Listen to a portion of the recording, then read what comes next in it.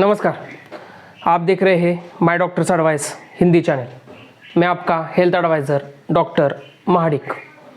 जैसे कि मैंने पहले वीडियो में बताया था कि जिन कपल्स को बच्चा नहीं होता उनमें से 25% केसेस में सिर्फ और सिर्फ मेल्स में ही यानी पुरुषों में ही प्रॉब्लम होता है और 35 केसेस में पति और पत्नी दोनों में भी प्रॉब्लम होता है।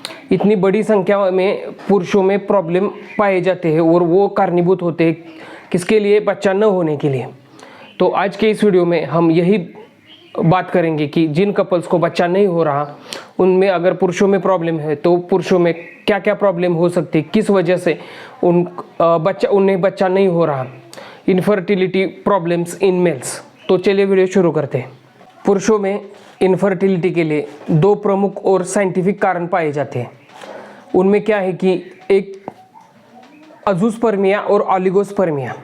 अजूस्पर्मिया किसे कहते हैं कि जो वीर्य होता है, पुरुषों का जो वीर्य होता है उसमें जो धातु पाए जाते हैं, स्पर्म पाए जाते हैं, उनकी संख्या अगर ना के बराबर हो तो उसे अजूस्पर्मिया कहते हैं।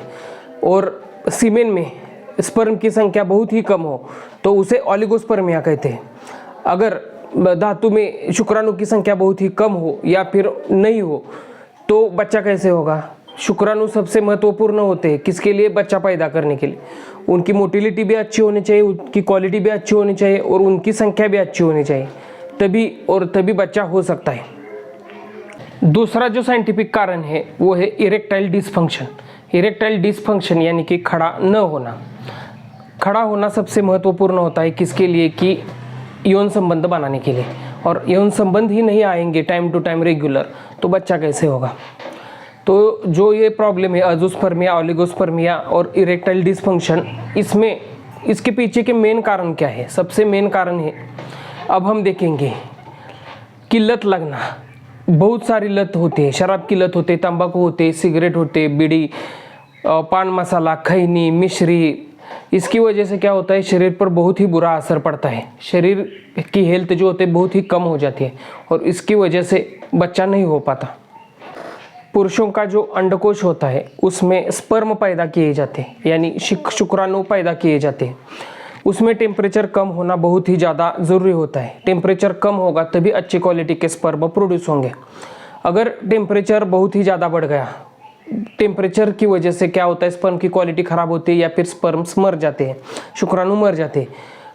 किस किस लोगों में क्या होता है कि हाई टेम्परेचर में काम करना पड़ता है। खान में काम करने वाले लोग या फिर ब्रॉयलर के पास काम करने वाले लोग, कारखाने में जो काम करते हैं उधर अगर टेम्परेचर ज़्यादा हो, रिक्शा चलाने वाले लोग, इनमें क्या होता है कि बहुत ही ज़्यादा टेम्परेचर की वजह से अंडकोश का टेम्परेचर बढ़ जाता है, स्पर्म की क्वालिटी और संख्या बहुत ही कम हो जाती है।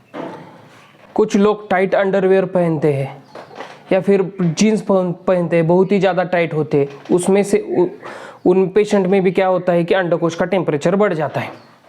कुछ बीमारियां ऐसी होती हैं जिन बीमारियों में स्पर्म की क्वालिटी या फिर स्पर्म की संख्या कम हो जाती है।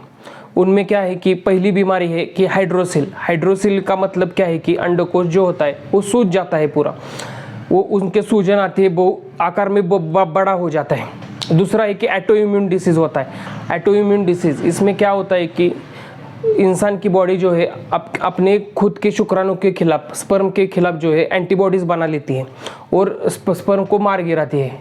तो इसी वजह से स्पर्म की संख्या और क्वालिटी भी कम हो जाती है। अगला कारण है डायबिटीज़ यानी शुगर का पेशेंट।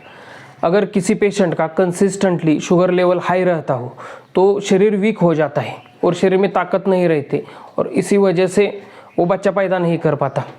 दूसरा है कि टेस्टोस्टेरोन हार्मोनल इम्बैलेंस। टेस्टोस्टेरोन जो है वो पौरुष हार्मोन है। लड़कों को पुरुष बनाने का काम टेस्टोस्टेरोन करती है और वो वीर्य बनाने के लिए और खड़ा होने के लिए वो सबसे महत्वपूर्ण होता है। इसीलिए टेस्टोस्टेरोन का हार्मोन लेवल जांच करना बहुत ही आवश्यक है। अगला कारण है इन्फेक्शन। स्पर्म प्रोड्यूस करने वाली जो नलिकाएं होती है यानी कि अंडकोश होता है उसके अंदर इन्फेक्शन हो जाता है। वो इन्फेक्शन शायद बैक्टीरियल भी हो सकता है या फिर वायरल भी हो सकता है। इन्फेक्शन की वजह से शुक्राणु तैयार करने के प्रोसेस में बाधा आती है। कुछ लोगों का कांटेक्ट होता है वो केमिकल से बहुत ही ज़्यादा होता है, बार बार केमिकल से कांटेक्ट होता है। इसी वजह से उनके शरीर में, उनके ब्लड में केमिकल जो होते हैं वो पाए जाते हैं, और केमिकल जो होता है उनका साइड इफ़ेक्ट बहुत ही ज़्यादा होता है। कुछ लोग केमिकल फैक्ट्री में काम करते हैं, उनका संपर्क होता है केमिकल से। दूसरा जो है कि कलर काम करने वाले लोग, कलर से उनका संपर्क ज़्यादा होता है।